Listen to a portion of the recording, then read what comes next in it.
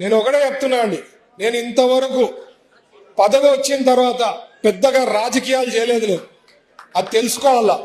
నన్ను రాజకీయాలు చేసి నన్ను గెలకాలనుకుంటే ఇంకా నా స్ట్రాటజీ ముందు ఎవడు పనికిరాడండి. అది నేను తెలుసు, వాళ్ళకి నేను చెప్పదలుచుకున్నా. అంతకుముందు మంత్రులైనారు, చాలా మంది మంత్రులైనారు. ప్రతి ఒక్క మంత్రి ప్రతి ఒక్క దాంట్లో ప్రతి నియోజకవర్గంలో ఏదో రకంగా వాళ్ళు ఇన్వాల్వ్ అయ్యి మీకు తెలియకుండా చాలా చేశారు. నేను ఆ పనులు చేస్తలే. ఏ నియోజకవర్గంలో కూడా నేను రెస్పెక్ట్ ఇచ్చి ఏ వాళ్ళకి ఎమ్మెల్యేస్ కానీ ఇన్ఛార్జెస్ కానీ ఎక్కడా కూడా వాళ్ళకి తెలియకుండా నేను గెలకడంలో. సో నేను అనేది మైండ్ లో పెట్టుకోండి. నేను మంత్రి ఉంటా 5 ఏళ్ళు కాదు, తెలుగుదేశం పార్టీ ఉన్నన్నాళ్ళు నేను మంత్రి ఉంటా. ఇక్కడ మీరు గెలిపిస్తా పోండి. ప్రజలకి సేవ చేసేదానికి అదృష్టం ఉంటుంది. ఎందుకంటే లోకేష్ గారికి తెలుసు నేను ఎట్లా అంటుండ అనేది చంద్రబాబు గారికి తెలుసు. మీరు ఎంత చెప్పినా ఎంత గెలికినా అక్కడ ఏమి మారేది ఏమి ఉండదు. సో సబ్జెక్ట్ మీరు తెలుసుకోవాల్సింది ఏమంటే, నన్ను ఊరికే గెలకద్దండి. నా నియోజకవర్గంలో వచ్చి ఏదైనా గెలికేది స్టార్ట్ చేసినారనుకో, నేను వేలు పెట్టినాననుకో, మినిస్టర్గా వేలు పెట్టినారంటే ఆ నియోజకవర్గంలో చాలా మీకే ప్రాబ్లమ్స్ వస్తాయి. సో కైండ్లీ మీ పని మీరు చూసుకోండి. మీ నియోజకవర్గం మీకు ఇచ్చారు, ప్రజలు మీకు ఓటేసి గెలిపించారు.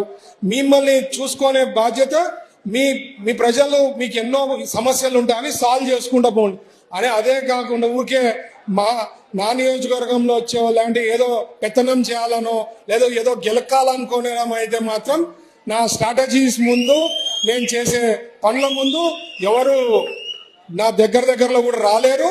అది నాకు ఎన్నో నిరూపించుకునేదానికి ఎగ్జాంపుల్స్ ఉన్నాయి. మెడికల్ షాప్స్ రోడ్ది ఎవరు చేశారండి? ఎవరికైనా చాతైందా?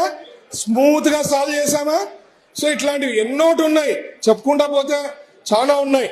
సో నేను చెప్పేది ఏంటంటే, ఎవరి నియోజకవర్గంలో వాళ్ళ ప్రజలు మిమ్మల్ని ఎన్నుకున్నారు, మీ పని మీరు చూసుకుంటే మీకు బాగుంటుంది అనేదే నేను మీకు రిక్వెస్ట్ చేయడం జరుగుతోంది. ఎందుకంటే మనకి ప్రజలు ఓటేసి గెలిపించిన దానికి 5 ఏళ్లలో ఎంత చాతనైతే ఆ నియోజకవర్గం డెవలప్ చేసుకోవాలా, ప్రజలకి సేవ చేయాలా. ఇప్పుడు ఇండస్ట్రీస్ మంత్రిగా నాకు ఇచ్చిన అవకాశం వచ్చింది, ఒక గోల్డెన్ ఆపర్చునిటీ వచ్చింది. ఓరకల్ ఇండస్ట్రియల్ పార్క్ లో ఎంత వీలైతే అన్ని ఇండస్ట్రీస్ రాలి. ఎవరికి ఇండస్ట్రీస్ వస్తే ఎవరికి బాగుంటుంది? ఇక్కడ ఉండే వాళ్ళు మీ అందరికి, మీ పిల్లలకి, మీ వాళ్ళకి ఫ్యూచర్. అవునా కదా? నా పర్సనలే కదా, అందరికీ కదా. సో ఇది మైండ్ లో పెట్టుకోండి. మనం కష్టపడుతున్నాం, చేస్తున్నాము, డెవలప్ చేస్తున్నాము. స్టేట్ వైడ్ ఎన్నో రకాలుగా ఇన్వెస్ట్మెంట్స్ తేవడం జరిగింది.